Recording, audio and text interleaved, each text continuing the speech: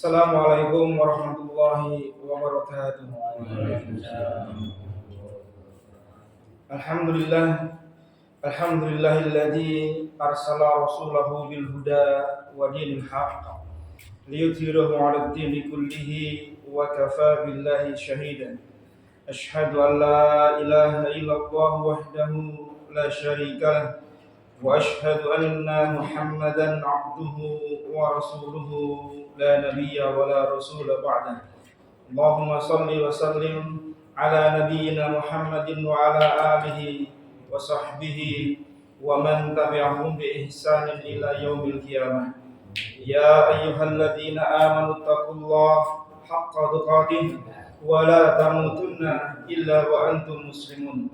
Ya ayyuhan nasu taqu rabbakumul ladzi khalaqakum min nafsin wahidah wa khalaqa minha zawjaha wa batha minhuma rijalan katsiran wa nisaa wattaqullaha allazi tasaaluna bihi wal arham innallaha kana 'alaikum raqiba.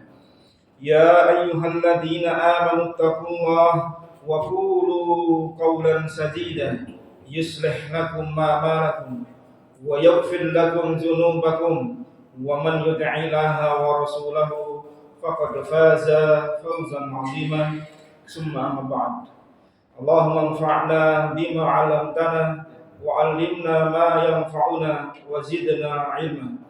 Alhamdulillah, segala puji dan sanjungan kita hanya untuk Allah Subhanahu wa taala atas nikmat-nikmat yang sampai kepada kita.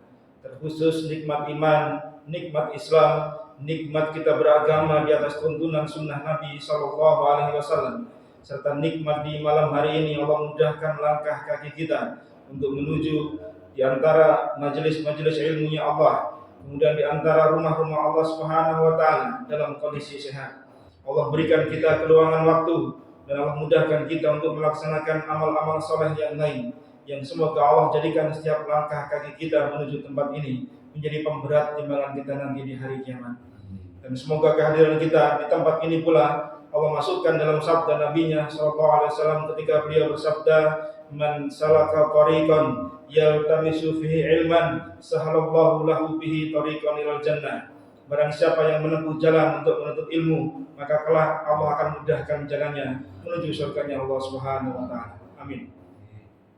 Yang kedua, salam serta salawat untuk junjungan kita, suri teladan kita, Nabi kita Muhammad sallallahu alaihi wasallam, beserta keluarga beliau, istri-istri beliau, putra-putri beliau, para sahabat serta seluruh kaum muslimin yang menjadi pengikut beliau sampai akhir zaman. Jamaah sekalian yang dimuliakan oleh Allah Subhanahu wa taala, kita akan melanjutkan hadis-hadis dalam kitab Riyadhus Shalihin. Kita lanjut di hadis yang kelima. Wa an Abi Yazid Ma'in bin Yazid bin Al-Ahas bil Ahnas radhiyallahu anhu wa huwa wa abuhu wa jadduhu wa sahibun qala kana Abi Yazid akhraja dananira yatasaddaqu biha fawada'aha inda rajulin fil masjid fajitu fa'akhadtuha fa'ataituhu biha faqala wallahi ma iyyaka arudtu fakhasamtuhu ila rasulillahi sallallahu alaihi wasallam faqala laka ma nawaita ya Yazid wa laka ma akhadta ya Ma'an, rawahul Bukhari. Dari sahabat Abu Yazid yang namanya Ma'an. Jadi Ma'an ini namanya kunyahnya Abu Yazid. Yang menarik, namanya Ma'an itu bapaknya adalah Yazid. Jadi Yazid punya anak Ma'an. Ma'an dikasih nama, mungkin ngasih nama anaknya juga Yazid pula. Sehingga Ma'an itu kunyahnya Abu Yazid. Dahulu orang-orang Arab atau para sahabat itu terbiasa menggunakan nama yang kadang diulang kembali pada anaknya, diambil dari nama kakeknya, itu terbiasa bagi mereka. Dan biasa mereka menggunakan dengan satu suku kata. Jarang yang panjang-panjang itu jarang. Kan anak-anak milenial saja yang namanya panjang-panjang. Ngejanya sulit lagi. Kalau zaman dulu sahabat-sahabat itu namanya cekak-cekak ini. Umar, anaknya Al-Khattab. Utsman, anaknya Affan. Pendek-pendek sekali. Ada sahabat namanya Abu Yazid, yaitu Ma'an bin Yazid bin Al-Ahnas Semoga Allah meridhai mereka. Dia yaitu Ma'an, kemudian bapaknya Yazid, kemudian kakeknya Al-Ahnas, itu semuanya sahabat Nabi sallallahu alaihi wasallam. Jadi jarang sekali jemaah sekalian, satu keluarga besar itu masuk kategori sahabat itu jarang. Kadang bapaknya sahabat Nabi, bapaknya musuhnya Nabi. Kadang anaknya pula juga masih musuhnya Nabi sallallahu alaihi wasallam. Kadang ada anaknya yang masuk kategori sahabat, bapaknya enggak, kakeknya enggak. Nah, ini satu di antara perkecualian yang sedikit tadi, yaitu Ma'an bin Yazid, bapaknya, bin Al-Ahnas, itu anak, kakek, anak, cucu, itu sahabat Nabi semua. Termasuk Abu Bakar As-Siddiq radhiyallahu anhu. Abu Quhafa, bapaknya, kemudian Abu Bakar, kemudian anak-anaknya semua itu sahabat Nabi sallallahu alaihi wasallam. Dan itu jarang terjadi. Yang menceritakan bahwasanya dia yaitu bapaknya dan kakeknya itu sahabat Nabi sallallahu alaihi wasallam. Qala, dia berkata, karena Abi Yazid yaitu bapaknya Yazid akhraja dananira yatasaddaqu biha. Bapaknya Yazid itu, bapaknya Ma'an namanya Yazid, itu mengeluarkan beberapa dinar untuk sedekah. Fa'ataituhu biha, kemudian dia utus seseorang, fawada'aha inda rajulin fil masjid, kemudian dia utus seseorang untuk membagikan harta beberapa dinar tadi di masjid. Jadi bapaknya itu Yazid tadi mengutus seseorang untuk bersedekah gitu, dan diserahkan di masjid. Faji itu fakhatuha, kemudian aku datang ke masjid tadi dan aku mendapat bagian tadi. Jadi Ma'an anaknya itu ketika datang ke masjid yang bapaknya bagi-bagi sedekah tadi, dia dapat bagian. Entah karena yang bagi nggak tahu dia anaknya yang punya uang, atau memang diberi karena memang tahu dia anaknya yang punya uang. Fa'ataituhu biha, kemudian aku datang kepada bapakku dengan bawa dinar tadi. Bapaknya kaget. Faqala, dia mengatakan, wallahi, demi Allah, ma iyyaka aradtu. Ini bukan untuk kamu. Saya sedekah ke masjid itu bukan untuk kamu yang menerima. Ngapain kamu ambil? Pasal kita kayak gini. Kemudian faqasamtuhu ila Rasulillah sallallahu alaihi wasallam, kemudian kami mengadukan permasalahan ini pada Nabi sallallahu alaihi wasallam. Faqala Rasulullah sallallahu alaihi wasallam, dan beliau bersabda, setelah mendengar cerita dari keduanya, bapak dan anak, kemudian Rasulullah bersabda, laka ma nawaita ya Yazid, untukmu apa yang engkau niatkan wahai Yazid, yaitu niatnya apa? Sedekah di masjid. Walaka ma akhadta ya Ma'an, dan untukmu wahai Ma'an, anaknya Yazid, apa yang sudah engkau terima. Jadi Nabi enggak nyalahkan anaknya tadi mendapat sedekah dari bapaknya yang notabene tadi diberikan lewat perwakilan di masjid. Bisa dipahami maknanya ceritanya ini ya. Ini hadis riwayat Bukhari di nomor 1422. Kita ambil faedah dari hadis ini. Yang pertama, hadis ini menunjukkan bolehnya memberitahukan, menceritakan karunia dan nikmat Allah yang diberikan kepadanya. Karena tadi Ma'an menceritakan dirinya adalah seorang sahabat, bapaknya, kakeknya. Ini kan nikmat. Menjadi sahabat Nabi sallallahu alaihi wasallam itu nikmat. Dan sahabat Nabi sallallahu alaihi wasallam secara umum mereka adil. Mereka punya keutamaan yang banyak yang tidak dimiliki oleh orang setelah sahabat Nabi sallallahu alaihi wasallam sampai hari kiamat. Maka menjadi sahabat Nabi sallallahu alaihi wasallam itu nikmat, karunia dari Allah Subhanahu wa taala. Hatta pun sampai pun kalau dia hanya bertemu Nabi hanya sekejap. Apa definisi sahabat? Apa? Sahabat ialah apa? Ada yang tahu? Definisi sahabat Nabi sallallahu alaihi wasallam. Yang disebut sahabat itu muslim. Sahabat adalah orang yang bertemu dengan Nabi sallallahu alaihi wasallam dalam keadaan muslim dan meninggalnya pun dalam keadaan muslim. Dan tidak disebut sahabat kalau dia bertemu Nabi dalam keadaan muslim kemudian setelah Nabi wafat dia murtad. Maka ini bukan sahabat Nabi sallallahu alaihi wasallam. Ada beberapa orang yang ketika itu masuk kategori sahabat kemudian setelah Nabi wafat, kemudian di masa pemerintahan Khalifah Abu Bakar As-Siddiq radhiyallahu anhu beberapa orang murtad. Maka ini tidak termasuk sahabat. Ada yang kemudian kembali lagi pada Islam, maka masih termasuk sahabat. Intinya ketika dia bertemu Nabi Muslim, meninggal dalam keadaan Muslim pula. Baik bertemunya itu menemani Nabi sallallahu alaihi wasallam dalam tempo yang panjang atau walau hanya sekejap. Jadi ketika mungkin di pasar dia melihat Nabi sallallahu alaihi wasallam, kemudian dia mengatakan, "Aku melihat Nabi sallallahu alaihi wasallam," maka dia sahabat. Maka sahabat Nabi sallallahu alaihi wasallam itu bertingkat-tingkat kedudukannya. sesuai dengan kedekatan mereka dengan Nabi sallallahu alaihi wasallam. Semakin intens dekat mereka dengan Nabi, maka semakin tinggi kedudukan mereka. Maka para ulama kemudian memilah-milah atau mengklasifikasi para sahabat berdasarkan tadi kedekatannya dengan Nabi, kontribusinya dan seterusnya. Maka yang paling utama di antara para sahabat sekian banyak itu adalah siapa? Yang pertama siapa? Abu Bakar As-Siddiq radhiyallahu anhu. Setelahnya Umar bin Khattab radhiyallahu anhu. Berikutnya Utsman bin Affan radhiyallahu anhu. Berikutnya Ali bin Abi Thalib radhiyallahu anhu. Khulafaur Rasyidin yang 4 itu menduduki peringkat pertama kata para ulama. Karena tadi kedekatan mereka dengan Nabi dan sebagaimana. Ya. Kemudian yang berikutnya siapa? Yaitu 10 orang yang dijamin masuk surga oleh Allah Subhanahu wa taala. Hadis yang banyak di Tirmizi, di An-Nasai dan seterusnya tentang 10 orang yang masuk surga yang dikabarkan kepada mereka.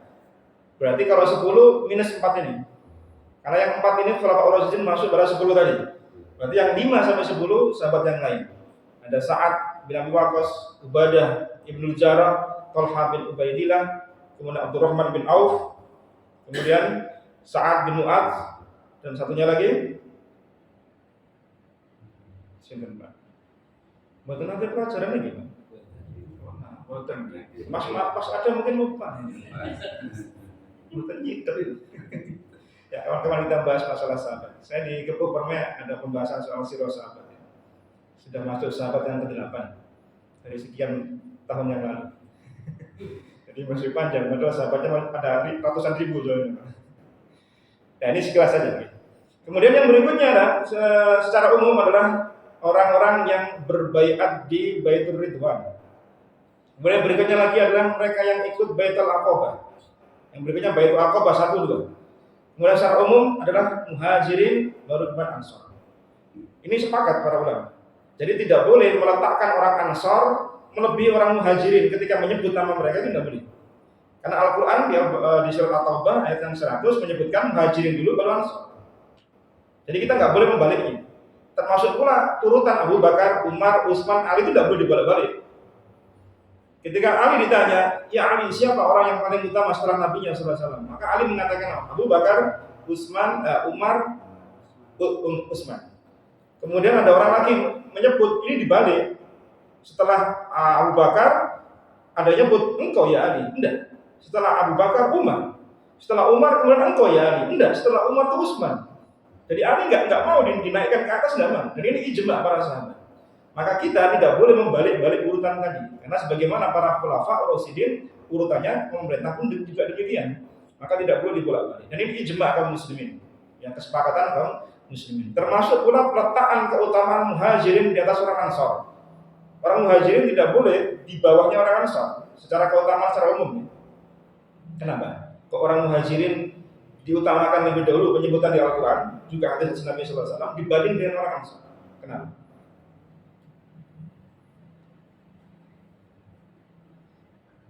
Kenapa, Pak? Mantan pegang kertas? Kenapa kok orang Muhajirin sering disebut pertama kali di Al-Quran, di hadis Nabi SAW, Muhajirin wal Ansor? Karena orang Muhajirin melakukan sesuatu yang tidak dilakukan orang Ansor. Apa itu? Meninggalkan kampung halamannya, meninggalkan keluarganya, meninggalkan aset-asetnya, meninggalkan pekerjaannya, meninggalkan tanah leluhurnya. Sementara orang Ansor tidak melakukan itu. Meninggalkan tanah leluhur, meninggalkan kerabat, ya, handetolan, rumah, harta, perdagangan dan seterusnya itu bukan hal mudah, ya, Mas. Bukan kayak kita pindah dari satu kota ke kota lain, ini hijrah, meninggalkan semua. Dan itu tidak dirasakan orang-orang Ansor. Maka mereka lebih diunggulkan Muhajirin dibanding orang-orang Ansor. Walaupun di sisi yang lain orang Ansor memiliki keutamaan. Tapi secara umum para ulama sepakat orang Muhajirin itu secara umum lebih utama dibanding dengan orang Ansor. Maka peletakannya Muhajirin baru Ansor. Begitu seterusnya. Nah, dia pernah menceritakan Ma'an ini. Bayatu Rasulullah SAW ana wa abi wa jaddi. Aku, bapakku, kakekku itu sudah berbaiat pada Nabi SAW, sudah masuk Islam di awal-awal Islam. Wa khataba alayya fa ankahani wa khasamtu ilaihi. Dan aku juga dilamarkan oleh seseorang, oleh Nabi SAW. Jadi Ma'an ini sahabat dekat Nabi SAW. Dia menikah dilamarkan sama Nabi sallallahu alaihi wasallam. Kemudian aku bersumpah setia untuk senantiasa mengembalikan urusanku kepada Nabi sallallahu alaihi wasallam. Ini dia menunjukkan keutamaannya. Nah, jadi diperbolehkan ya Mas. Di sana menceritakan nikmat Allah, karunia Allah itu paling tidak akan masuk pada hadis pada ayat Allah Subhanahu wa taala di akhir surat Ad-Duha. Apa itu akhir surat Ad-Duha? Wa amma bi ni'mati rabbika fahaddits. Dan adapun akan nikmat Allah maka ceritakan. Sampaikan cerita nikmat dari Allah itu sampaikan pada orang. Beritahukan. Nah, ini masuk pada keumuman hadis ini, ayat ini. Maka Syekh Utsaimin rahimahullah dia mengatakan orang yang menceritakan nikmat Allah, dia dapat nikmat, dia dapat karunia, itu tidak lepas dari dua keadaan. Satu, motivasi utama, yang paling utama, dia menceritakan nikmat dari Allah Subhanahu wa taala agar dikatakan dia orang saleh. Dia orang baik sehingga dia pamer amalnya. Alhamdulillah tadi malam jam 2:30 saya sudah bangun salat malam. Masyaallah, alhamdulillah saya sudah sampai baca 2 juz. Cerita tujuannya apa? Pamer amal. Untuk menunjukkan kalau dirinya ini orang saleh. Menunjukkan dirinya itu tidak tidur. Sementara yang lain barangkali tidur. Saya 2:30 sudah bangun. Maka yang seperti ini tercela. Tujuan utama dia menceritakan amal-amal baiknya karena dia ingin pamer, ingin disebut sebagai orang soleh, maka yang ini tercela. Sebagaimana firman Allah Subhanahu wa taala di surah An-Najm ayat yang ke-32. Fala tuzakku anfusakum huwa a'lamu biman ittaqa. Janganlah kalian sucikan diri-diri kalian. Dialah Allah yang paling mengetahui tentang orang-orang yang bertakwa. Seseorang tidak boleh mentazkiyah dirinya, merekomendasikan dirinya orang baik itu enggak boleh. Karena yang tahu siapa kita Allah Subhanahu wa taala. Siapa yang lebih bertakwa? Allah yang lebih tahu. Walaupun kita mengira, wah saya ini baik.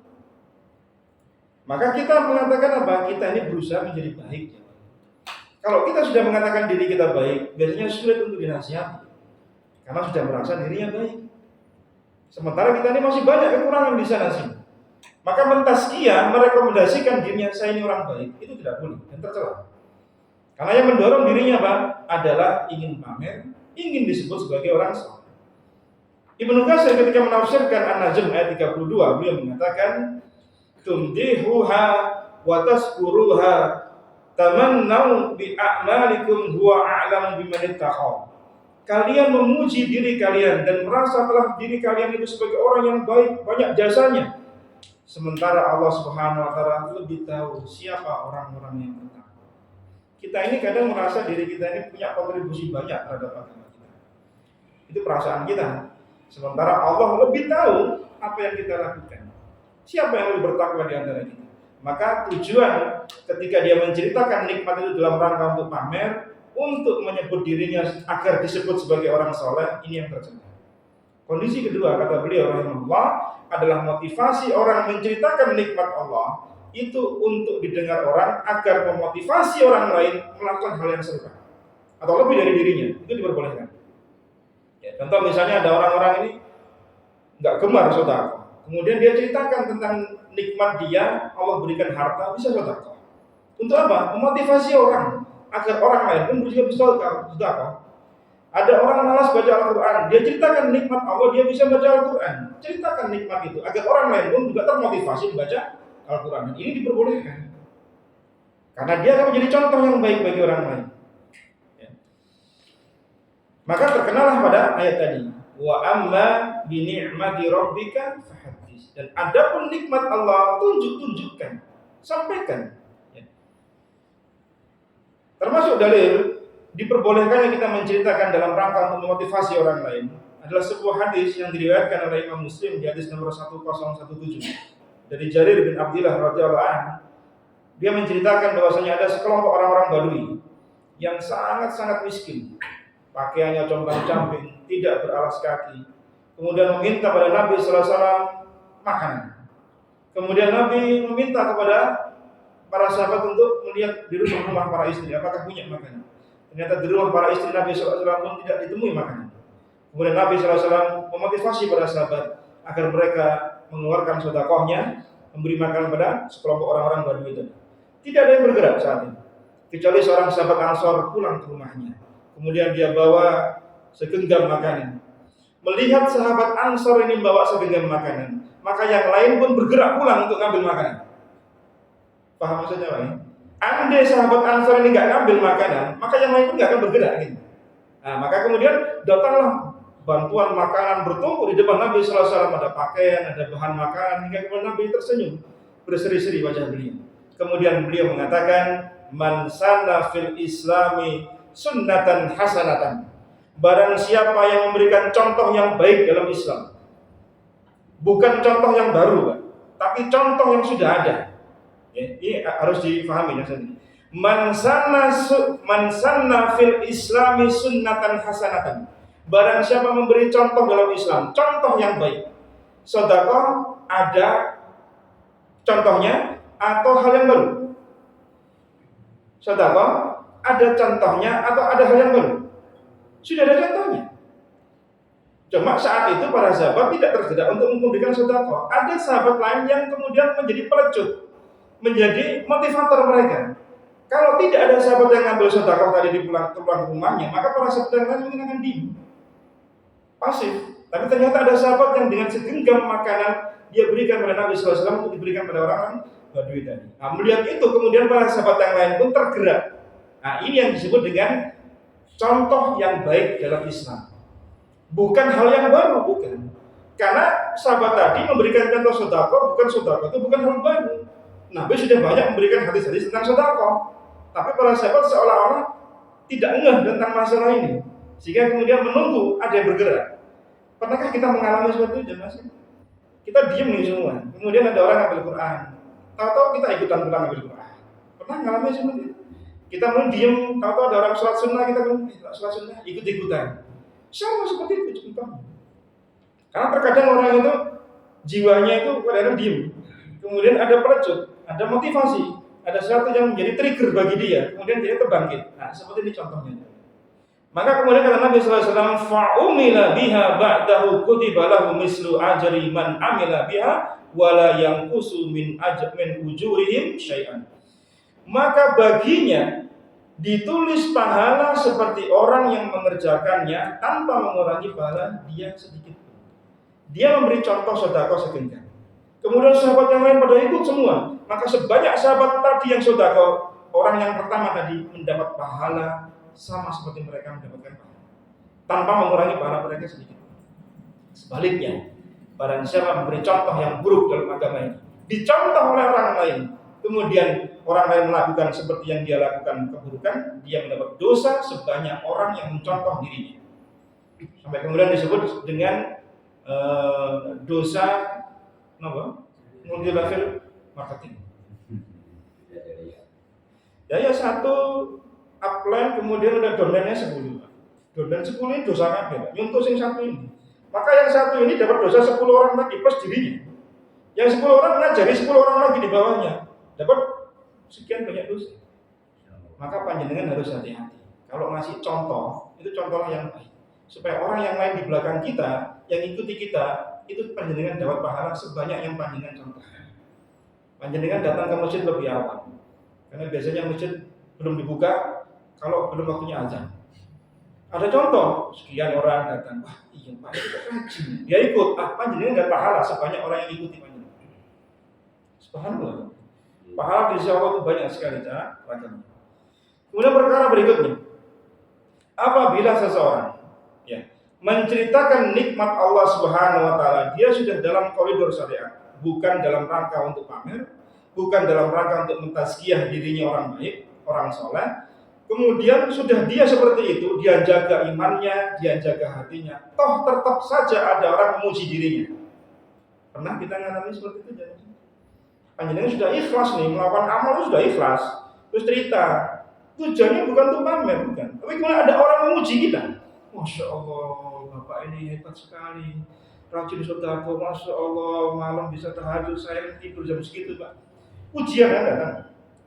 Apakah ini berbahaya bagi dirinya atau tidak? Bagi orang tadi berbahaya enggak? Tercela enggak? Kalau dia menceritakan nikmat dari Allah, tujuannya sudah dia bersihkan hatinya dari riya, tujuannya bukan untuk pamer. Ternyata masih ada orang muji dirinya, padahal dia nggak mengharap pujian ini. Apakah tercela orang ini? Tercela mau membantu orang tadi? Jawabannya tidak. Karena kata Nabi SAW dalam hadis riwayat Imam Muslim nomor 4780, Abu Dzar pernah mengatakan, ya Rasulullah, ada yang mengatakan bahwasanya orang-orang beramal kemudian dia dipuji. Kemudian Nabi mengatakan, tilka ajilun busral mu'min. Itu adalah kabar gembira yang disegerakan Allah untuk orang-orang beriman di dunia. Si orang tadi kan gak berniat dipuji, dia juga gak berniat untuk pamer, tapi toh juga ada orang memuji dirinya, gitu maksudnya, paham ya? Apakah ini kemudian mencederai amalnya? Tidak. Karena ini termasuk kabar gembira yang Allah segerakan baginya di dunia. Tapi jangan kemudian merubah niat kita. Karena sudah dikasih kabar gembira tadi, kopiah ini jadi nggak cukup. Kenapa? Besar kepala. Kalau yang bingung golek nomor piro, jadi nomor nggak cukup gitu. Beli nomor 8. Jadi tidak boleh kemudian kita besar kepala, merubah niat kita, merubah cara beragama kita, cara beribadah kita, itu yang tidak benar. Tapi selama kita masih lurus, niatnya benar karena Allah, saya ingin motivasi orang dan seterusnya. Mau orang muji saya, enggak muji saya, enggak peduli saya. Tetap saya beribadah, tetap saya akan menceritakan nikmat Allah, bukan dalam rangka untuk pamer, maka insya Allah ini aman. Maka bahaya yang pertama adalah yang pertama tadi, yaitu orang yang menceritakan nikmat Allah dalam rangka dia ingin dipuji. Nah, ini faedah yang pertama. Faedah yang kedua, hadis ini menunjukkan bolehnya mewakilkan pembagian sedekah. Jadi orang yang punya harta itu boleh mewakilkan pada orang, tidak harus diri. Terlebih sedekah yang sifatnya sunnah. Apa? Sembunyi-sembunyi. Itu lebih utama. Panjenengan sedekah yang tidak diketahui banyak orang, hatta pun keluarga kita, itu lebih utama dibanding kalau banyak dilihat orang. Apa dalilnya? Di Al-Baqarah ayat 271. In tubdu sadaqati fa ni'mahi wa in tukhfuha wa tu'tuhal fuqara fa huwa khairul lakum wa yukaffiru ankum min sayyi'atikum wallahu bima ta'maluna khabir. Jika kamu menampakkan sedekahmu, maka itu baik. Ini awal Nabi Allah Subhanahu wa taala menyebutkan kita menampakkan sedekah kita. Si fulan, Pak siapa sedekah 100.000, Pak siapa sedekah sekian sak semen misalnya. Itu baik kata Allah Subhanahu wa taala. Tetapi jika engkau sembunyikan, memberikan infak sedekah tadi kepada orang-orang fakir terutama, maka fahuwa khairul lakum. Itu lebih baik. Jadi kalau panjenengan itu diam-diam, itu lebih baik, Pak. Tapi kalau ditampakkan pun juga baik, gitu. Ya. Dengan sebab kita diam-diam tadi itu, apa? Yukaffir ankum min sayyi'atikum. Allah hapus kesalahan-kesalahan kita. Jadi dengan sebab kita sedekah diam-diam, tidak banyak orang tahu. Yang tahu cuma yang kita wakilkan saja, atau yang kita beri saja, maka akan menghapus dosa-dosa kita. Wallahu bima ta'maluna khabir. Allah Maha mengetahui apa yang kalian kerjakan. Kata Imam Ibnu Katsir ketika menafsirkan Al-Baqarah 271 ini, mengindikasikan menyembunyikan sedekah dengan diam-diam itu lebih baik daripada menampakkan. Karena sedekah itu kalau dinampakkan potensinya apa? Riya. Potensinya muncul kita ingin dipuji sama orang. Itu potensi besar terjadi. Tetapi di sana kata para ulama, andai ada maslahat, maka menampakkan itu diperlukan. Menceritakan tentang sedekah dia, nama dia, berapa jumlahnya, itu kadang dalam kondisi-kondisi tertentu itu dibutuhkan. Contoh, di Masjid Riyadul Jannah ini tidak ada orang satu pun yang masukkan kotak infak. Sama sekali tidak ada yang sedekah. Baik Jumatannya pun atau hal-hal yang lain tidak ada yang ngasihkan masuk kotak infak. Padahal ada, mereka punya kelebihan harta juga, walaupun tidak banyak, tapi ada harta, bukan orang yang fakir semua. Kemudian ada orang yang penghasilannya mungkin gak seberapa dia masukkan infak. Dia sebutkan ke pengurusnya supaya ini disampaikan ada pemasukan sedekah sekian dari si fulan. Ini diperbolehkan. Kenapa? Memotivasi orang lain untuk bersedekah. Karena kalau tidak disebutkan kalau si fulan itu sedekah, infak sekian, sementara notabene dia penghasilannya tidak sebanyak sebagaimana mereka, maka tidak akan memotivasi orang untuk sedekah. Dipikir masjid nggak ada yang sedekah sama sekali, sepi. Padahal ada orang sedekah. Maka kondisi seperti ini boleh dinampakkan dengan tetap menjaga hati kita agar senantiasa ikhlas pada Allah Subhanahu wa taala. Karena orang yang menampakkan sedekah, menyembunyikan sedekah sama seperti orang baca Al-Qur'an terang-terangan atau dengan baca sir. Kata Nabi sallallahu alaihi wasallam di hadis riwayat Tirmizi nomor 2919, al-jahiru bil Qur'an kal jahiri bis sadaqah wal musirru bil Qur'an kal musirru bis sadaqah. Orang membaca Al-Qur'an dengan keras, didengar orang banyak, sak masjid dengar semua gitu ya. Itu sama seperti dia menampakkan sedekahnya terang-terangan. Dan orang yang membaca Al-Qur'an dengan lirih sama seperti dia sedekah dengan sembunyi-sembunyi. Jadi ada kalanya menyembunyikan dan menampakkan sedekah itu dibutuhkan, tapi hukum asalnya yang lebih utama adalah dengan sembunyi-sembunyi, tidak dinampakkan pada orang lain. Kalau sudah tidak dinampakkan pada orang lain, maka jangan dinampak-nampakkan. Sudah titip sama takmirnya, Pak, saya infak 1 juta.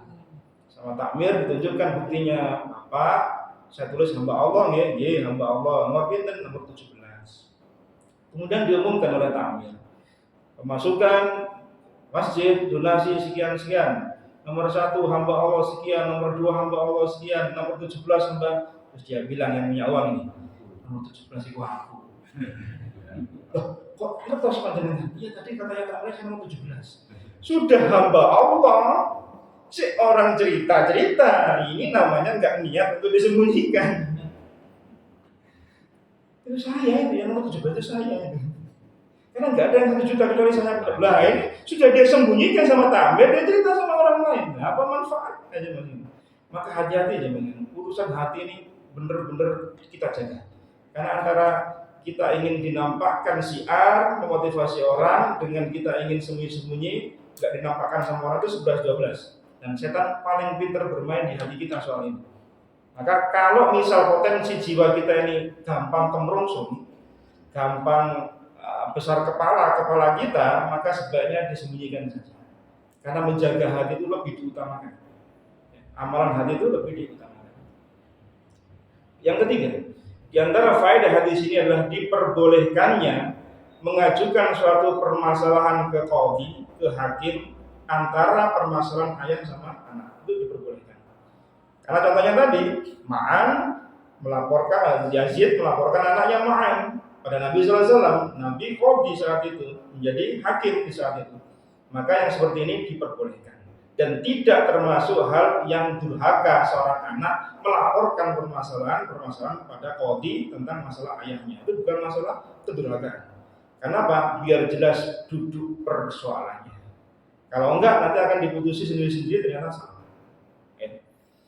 Yang keempat, diperbolehkannya menyerahkan sedekah yang bersifat sunnah kepada cabang-cabang dari anaknya, furu'. Yang kepada usul tidak boleh, kepada furu' diperbolehkan. Pada apa? Anak, cucu, kakeknya ngasih uang saku pada cucunya. Nanti kalau lebaran ngasih apa biasanya Pak? Ampun apa THR Pak? Anak saya itu sekarang kenal namanya THR. Saya bilang THR dari mana? Enggak kerja di sekolah kok THR. Itu teman-teman di sekolah namanya THR. Allah bahasa THR itu sekarang sudah kena ke anak-anak Pak. Ya ampun yang kita berikan itu mereka bilang THR itu. Itu boleh. Jadi orang tua ngasih anaknya, kalau misalnya dia mungkin dapat satu hal yang dia targetkan orang tua. Nah kalau engkau begini, ayah berikan ini, itu boleh. Kakeknya misalnya ngasih cucunya sekian, itu boleh. Ya. Tapi kalau zakat nggak boleh. Kalau zakat nggak boleh. Bapak ngasih zakat, keluarkan zakat pada istri sama anaknya. Boleh mana? Nggak boleh.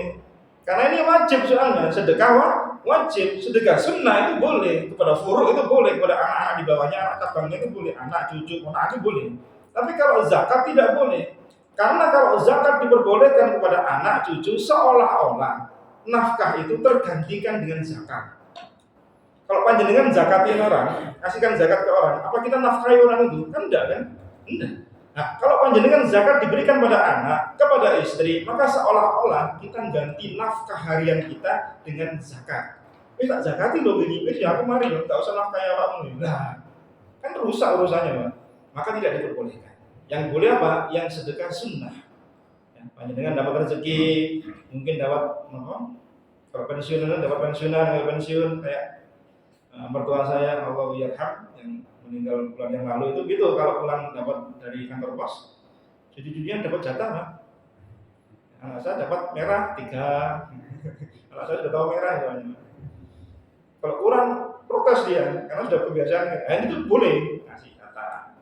Ya rezeki kan, itu namanya sedekah sunnah, dan itu diperbolehkan. Dan sedekah kepada kerabat itu pahalanya besar. Kalau panjenengan dapat rezeki, maka yang jadi prioritas utama itu orang di sekitar kita dulu. Jangan melebar keluar dulu. Sampai yang tercover semua mereka yang dekat baru panjenengan keluar. Yang salah adalah kita prioritas sering keluar dulu baru di dalam. Ini salah. Walaupun memberikannya itu benar, tapi prioritasnya yang salah. Kenapa? Seharusnya harta itu diberikan kepada karib kerabat dulu. Orang tua, anak, istri, adik, kakak, paman, ponakan itu orang terdekat dulu. Yang mereka butuh loh nih. Kalau mereka ternyata sudah gak butuh, ya sudah, jangan lempar ke tempat lain. Tetangga, itu paling dekat dengan kita. Tetangga saat kampung nggak ada semua, ya lebarlah ke tempat lain. Dan seterusnya. Ya. Kenapa kok kerabat itu lebih diutamakan ketika pemberian sedekah? Di riwayat Imam Tirmizi, An-Nasai dan yang lainnya, Nabi mengatakan as-sadaqatu 'alal miskin sadaqatu. Sedekah kita pada orang lain yang miskin itu nilainya 1. Nama nilainya sedekah. Nilainya sedekah tok. Wa hiya 'ala dirrahim isnatan. Tapi kalau sedekah kita pada kerabat yang punya ikatan rahim, maka pahalanya 2. Nama pahalanya sedekatun wasilatun. Pahala sedekah dan pahala menyambung tali silaturahim. Itu yang kadang sering kita lupakan. Kita punya keponakan sudah yatim, nggak ada bapaknya, kita nggak peduli sama dia. Entah sekolahnya, entah kebutuhan hariannya, kita lebih sering ngasih kepada donasi ke ini, ke itu. Ya boleh saja, tapi lihat orang di sekitar kita ini ada yang butuh gitu. Ini yang seperti kita sebut seperti kayak mercusuan, menerangi yang jauh, di bawahnya gelap gulita. Anak keponakannya, bibinya, mungkin pamannya, mungkin adiknya, mungkin kakaknya di dalam kekurangan, dia nggak peduli. Yang penting saya sedekah ke sana kemana. Terus kemana nilai kekerabatan kita? Maka Nabi memotivasi kepada kita apa? Kerabat dahulu. Kalau sudah nggak ada yang diberi, karena sudah mereka cukup semuanya, maka berilah pada orang lain. Yang kelima, di antara faedah hadis ini adalah orang yang bersedekah itu mendapatkan pahala sesuai dengan niatnya. Walaupun sedekahnya itu salah sasaran. Yazid memberikan sedekah untuk orang lain. Ternyata nyasar ke siapa? 1, nyasar ke anaknya. Nah, ini dia nggak inginkan anaknya dapat sedekah. Mestinya orang lain yang dapat, kenapa anaknya dapat gitu. Maka apa kata Nabi? Engkau dapat apa yang kau niatkan ya Yazid. Niatnya apa? Sedekah. Jadi kalau panjenengan misal, ya, Nabi mengatakan apa lagi? Laka ma nawaita ya Yazid, bagimu apa yang kau niatkan ya Yazid. Apa niatnya? Sedekah. Walaka ma akhadta ya Ma'an, bagimu ya Ma'an apa yang kau dapat. Maka kalau misalnya kita sedekah, infak dan seterusnya, ternyata kok kita ketahui kok nggak sesuai peruntukannya gitu misalnya. Ternyata orang sugih. Pergi pulang naik Alphard. Kemarin saya kasih 100.000. Tidak salah sasaran ini. Nah, jangan kecewa, nggak usah gelo, karena niat kita sedekah sudah dicatat sama Allah. Maka ada kaidah, niat itu lebih mendahului amal. Amal kita kan punya sedekah, niat kita sedekah. Ternyata niat kita itu lebih dulu sampai pada Allah Subhanahu wa taala walaupun ternyata salah sasaran. Jadi kalau panjenengan misal sedekah kok ternyata menurut kita kok nggak pantas orang itu dapat sedekah karena mungkin dia bukan orang miskin, orang fakir, maka jangan kecewa. Sedekah kita tetap dihitung sedekah. Penguat dari hadis ini adalah sebuah hadis yang diriwayatkan oleh Imam Bukhari dan Imam Muslim. Abu Hurairah menceritakan ada seorang laki-laki yang berkata, aku pasti akan memberikan sedekah kepada seseorang di sini. Jadi ada seorang di zaman dahulu, Nabi menceritakan di Sahih Bukhari dan Muslim, ada orang yang berniat akan sedekah malamnya. Kemudian pagi hari dia sedekah. Ternyata setelah dia memberikan sedekah, satu kampung ramai. Ya, jadi berita viral waktu itu. Kenapa? Karena ternyata orang tadi memberikan sedekah kepada seorang pencuri. Pencuri kok disedekah ya? Salah ini orang. Malam hari dia berdoa pada Allah kembali, ya Allah, saya salah nih katanya orang ini. Tapi besok saya tak sedekah lagi. Di hari kedua dia sedekah lagi. Ternyata sedekahnya ramai pula lagi setelah itu. Ternyata sedekahnya jatuh kepada seorang pezina, seorang wanita tunasusila. Orang begitu kok dikasih sedekah, itu gimana orangnya? Dia kemudian berdoa lagi, ya Allah, saya besok bertekad tak sedekah lagi ya Allah. Di hari ketiga setelah dia sedekah ramai kembali ya Mas kan. Biasa orang-orang ini sama kayak orang-orang kita zaman sekarang, sukanya viral. Ternyata yang diberi sedekah di hari ketiga adalah orang yang kaya raya. Orang kaya raya dikasih sedekah. Ibaratnya apa? Nguyani segoro. Laut yang sudah asin dikasih garam. Itu enggak ngefek. Orang kaya raya dikasih sedekah. Ramai orang mengatakan uang di opus. Kok orang kaya dikasih sedekah? Dia berdoa, ya Allah, kok salah kabeh iki. Kemudian ada suara yang mengatakan, faqila lahu amma sadaqatuka ala sariki fa'allahu ayyasta'ifa an sariqati. Adapun sedekahmu kepada pencuri, mudah-mudahan mencegah si pencuri tadi dari perbuatannya tadi enggak mencuri lagi. Adapun kepada pezina wa amma zaniya fala'allaha an tasta'ifa an zinaha. Semoga dia berhenti mencegah dia dari perbuatan zinanya kembali. Dan adapun kepada yang orang kaya tadi wa amal ghani fala'allahu ya'tabiru fayunfiqu mimma a'tahullah. Semoga yang kaya tadi memberi pelajaran baginya untuk dia tidak bakhil, tidak pelit, untuk dia mau sedekah. Artinya apa jemaah sekalian? Andai sedekah kita misal salah sasaran, tetap kita dihitung sedekah.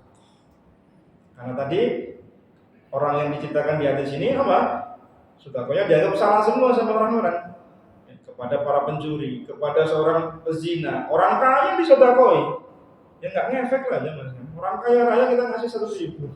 Nah, untuk apa 100.000 ini? Buat selilit ini. Uangnya segepok di rumah. Ya, sak kasur isinya uang semua. Dikasih 100.000, enggak ada manfaatnya. Tapi Allah mengatakan apa? Semoga yang kaya ini ada hikmah kan ternyata. Di balik salah sasarannya dia, ternyata Allah memberikan hikmah agar pencuri tadi berhenti dari mencurinya, pezinanya kemudian kembali menjaga ifahnya, kehormatannya, kaya tadi menjadi orang yang loman. Karena boleh jadi tadi ada orang kaya aja manusia itu eman sama hartanya. Karena sifat manusia terhadap harta itu dua. Orang kalau urusan harta itu dua sifatnya. Siapapun dia punya sifat jamu manu. Suka mengumpulkan harta. Kalau sudah terkumpul harta, dia enggan mengeluarkan hartanya. Itu sifat dasar manusia. Kerja banting tulang sampai tulang dibanting-banting gitu ya. Seperti diwangi lembur-lembur gitu. Kenapa kok duit kok tak tokno? Kasihkan orang yang enggak saya kenal lagi.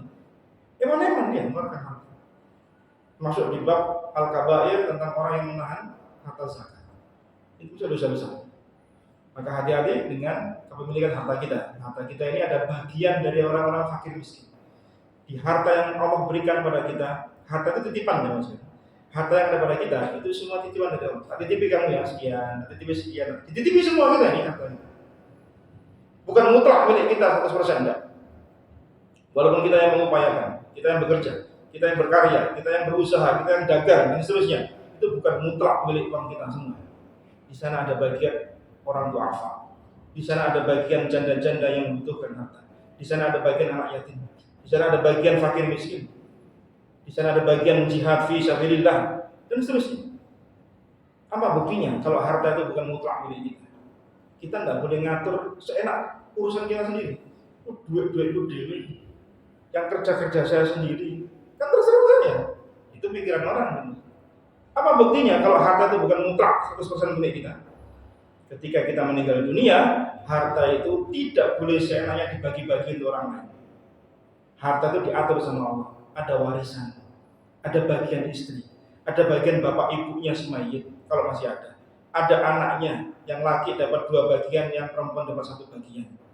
Allah yang ngatur itu, bukan kehendak kita. Sebagian orang ketika nggak tahu masalah hukum waris karena hawa nafsunya, kemudian apa? Anak sing berbakti dapat sekian persen lebih banyak daripada anak sing durhaka. Anak sing tahu sering sambang orang tuanya dapat lebih daripada anak sing jarang sambang orang tuanya. Itu salah. Walaupun anak itu ketika nggak sambang itu salah, jangan kemudian kita berbuat salah pula dengan kita membagi harta waris yang tidak sesuai syariat Allah. Paham ya maksudnya ini? Ada orang seperti itu Pak, sampai cerita pada kita. Ustaz, anak saya itu 4, yang 2 itu bakti sama saya, yang 2 itu Masya Allah, tuh waplek Ustaz. Itu saya pengen bagi anak saya itu tak kasih dikit aja yang 2 tadi. Loh, saya bilang jangan Pak, nggak boleh, harus sesuai dibagi dengan syariat. Karena kalau enggak, kita dolimi orang lain. Termasuk ketika harta waris nggak segera dibagi, itu dolim. Yang sering terjadi apa? Ketika harta waris nggak segera dibagi, ketika anak yang seharusnya dapat jatah waris, kemudian dia meninggal dunia. Kemudian ketika dibagi, saudaranya bilang, loh bapakmu mati, masuk oleh warisan. Loh, anaknya nuntut Pak, rame sampai ke sidang, sampai ke pengadilan. Kenapa? Gara-gara harta waris dari kakeknya nggak segera dibagi ketika meninggal dunia, sementara bapaknya masih ada. Seharusnya bapaknya dapat enggak? Dapat. Ketika bapaknya meninggal, kakeknya tadi bapaknya masih hidup kok. Paham ya maksudnya ini? Karena dianggap bapaknya sudah meninggal, ketika dibagi sekian tahun kemudian, bapakmu mati ya? Gak oleh warisan nih. Loh, ya keliru. Dia ketika dapat harta warisan mestinya tahun yang sekian, dia dapat, tapi karena nggak segera dibagi, akhirnya Allah takdirkan dia meninggal kan dunia. Itu sering terjadi, Pak. Sering terjadi. Akhirnya ramai ke pengadilan. Ya kadang dimediasi dengan hakim lah seharusnya, kadang bisa selesai, kadang ya enggak. Urusan harta jemaah sekalian bisa tengkar.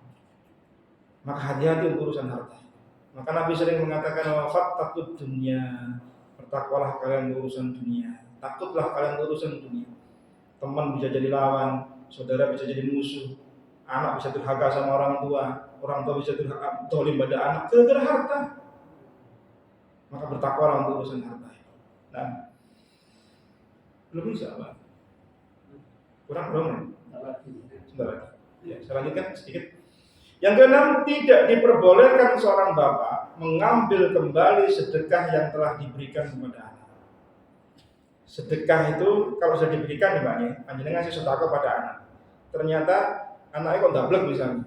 Tak tarik mana ini sedekah, itu enggak boleh. Beda dengan hibah. Kalau hibah boleh ditarik. Contoh, dia punya motor 2. Terus tak hibahno ya sama kamu pakaian motor ini buat sekolah. Ternyata anak-anak yang tunggal buat trek-trekan, buat balapan. Ya. Kalau malam-malam minggu itu di daerah sana banyak balapan Pak. Kemarin ramai di depan gang saya itu bulan Maret kalau nggak salah. Sampai polisi datang, tawuran antar geng. Ramai di depan gang tempat saya di gang 5. Nah kalau bapaknya tahu loh motornya ternyata kok digawe ini, ditarik lagi, itu boleh. Kalau itu sifatnya hibah. Tapi kalau sudah saya sedekahkan motor ini untukmu, maka nggak boleh tarik kembali. Dalam sebuah hadis riwayat Imam Abu Dawud, Tirmidzi dan yang lainnya, di Ibnu Majah nomor 2377. Qala la yahillu lirrijal lirrajul ayyutiyal atiyata summa yarji'a fiha illal walida fiha yu'ti waladah. Tidak halal seseorang memberikan pemberian, kemudian dia tarik kembali pemberian, kecuali orang tua yang narik lagi apa yang telah dia berikan pada anak. Jadi hibah itu boleh ditarik kembali kalau dia salah, atau nggak sesuai peruntukannya, atau orang tuanya mungkin mangkel gitu ya, tarik mana ini, kasih hibah, saya kasih rumah ini. Karena hibah dengan waris beda. Hibah dengan waris beda. Hibah itu ketika orang tuanya masih hidup. Ketika sudah meninggal dunia, harta hibah tadi berubah menjadi harta waris. Ya, itu harus dibedakan. Maka hibah itu boleh diambil kembali. Nah, kamu tempati rumah ini ya, tak hibahkan untuk kamu. Selama bapak tinggal di sini, kamu rumah ini kosong, kamu pakai. Dipakai anaknya dugem, dipakai untuk pesta-pesta miras, bapaknya jengkel, tak tarik kembali di sini rumahnya. Nah, itu boleh. Tapi kalau sudah disedekahkan, itu tidak boleh ditarik kembali. Sama seperti apa? Menjilat ludah kembali, muntahan itu kemudian ditelan kembali, itu kayak gitu. Maka jamaah sekalian yang dimuliakan Allah Subhanahu wa taala, ini beberapa faedah yang terkait dengan masalah pemberian sedekah yang diberikan tadi Yazid kepada masjid, kemudian diambil oleh anaknya. Yang mudah-mudahan ini menjadi aplikatif di kehidupan kita sehari-hari ya, untuk menjadi pegangan kita, menjadi kaidah kita. Yang semoga ini menjadi amal kita, meningkatkan iman dan amal kita kepada Allah Subhanahu wa taala. Barakallahu fikum, jazakumullah khair, semoga bermanfaat. Mohon maaf jika ada yang kurang. Barakallahu fikum. Kita ini dengan doa kafaratul majlis. Subhanallahumma wa bihamdika, asyhadu an la ilaha illa anta, astaghfiruka wa atubu ilaik. Wa sallallahu ala nabiyyina Muhammadin walhamdulillahi rabbil alamin. Assalamualaikum warahmatullahi wabarakatuh.